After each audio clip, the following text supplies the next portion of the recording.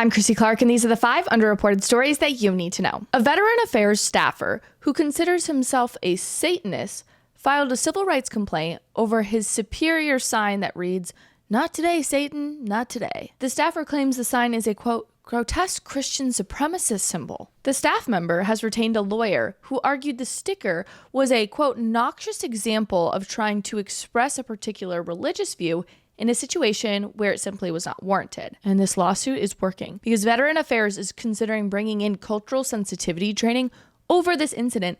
And also, the VA forced the superior who had the "Not Today Satan" sticker to take it down. I get the argument that the Department of Veteran Affairs in and of itself shouldn't be giving out "Not Today Satan" stickers to employees. That would be the organization pushing a religion on people, and that's not appropriate. But employees also have the right to express their own religion because of the very religious freedom argument that this guy is arguing for. For instance, if Christians want to have a cross in their office, or Buddhists want to have a little monk statue or whatever, they have the right to express that religion, just like this employee has the right not to have religion forced on him. But I think it's going to be very difficult, given the legal precedent, to say employees can't have "Not Today Satan" stickers in their offices. On to our next story. The Biden administration is not conducting federally mandated DNA tests on detained illegal immigrants, according to new data obtained by a Republican senator. The data shows that Customs and Border Protection collected just 30 to 40% of the approximately 3.2 million illegal aliens who entered the U.S.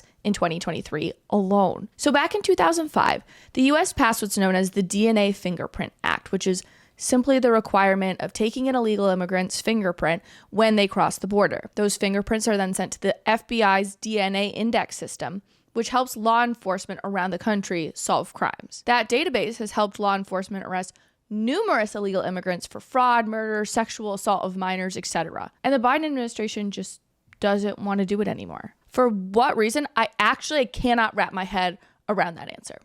Okay, I'm going to be honest. I don't want to report this next story because it's disgusting. But this is the job I signed up for and created, so gotta do it. So a Pennsylvania bowling alley is hosting a nudist event where patrons are expected to bowl naked. The theme of the bowling alley event is Balls Out Bowling. The group has barred photography and video recording at the bowling alley. Thank the good Lord in heaven. But they also have Instagram videos promoting this naked bowling night. The group also hosts nude karaoke and nude art tours of the museum. It's gone too far, okay? We've gone too far. These people are out there claiming it's not a sexual perversion. Then just go bowling with your clothes on, okay?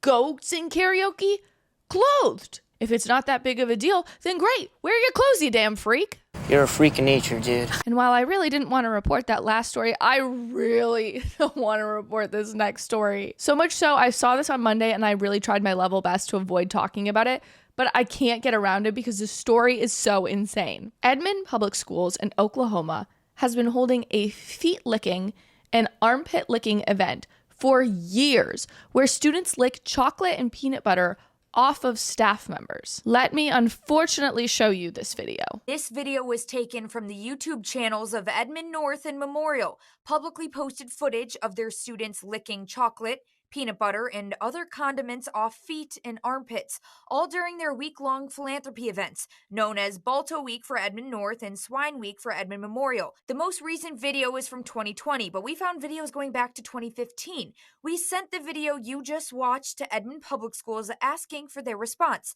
They noted the feet-licking, quote, didn't happen this year, and the district spokesperson didn't respond directly to the videos we sent. I am absolutely speechless. I understand that every school has their thing that's a funny tradition that might not be completely PC. This is a whole new level. This has been going on for 9 years. How did not a single parent say anything about this? I can't imagine that the parents of Oklahoma were like, yeah, have fun today. Lick that peanut butter off your teacher's toes while kid, what the fuck?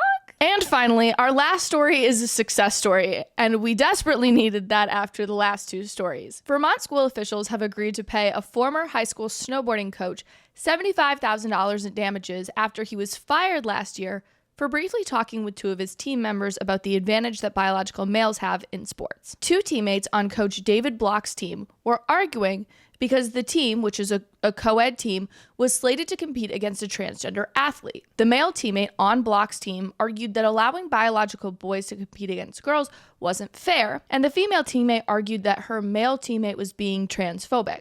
When splitting the teammates up, Coach Block remarked that yes, traditionally biological men do have advantages over women. The school district promptly fired him for his remark, claiming it was, quote, harassment, hazing, and bullying. The settlement concludes that it is not permissible to fire educators because they speak factual and obvious truth. And obviously this guy got $75,000 in damages, so that couldn't hurt either. That's a wrap on Underreported Stories for this week. Tomorrow, we'll have conservative commentator Deborah Lee here to break down 5 of the stories this week and give her hot takes on them. Can't wait to see you there tomorrow.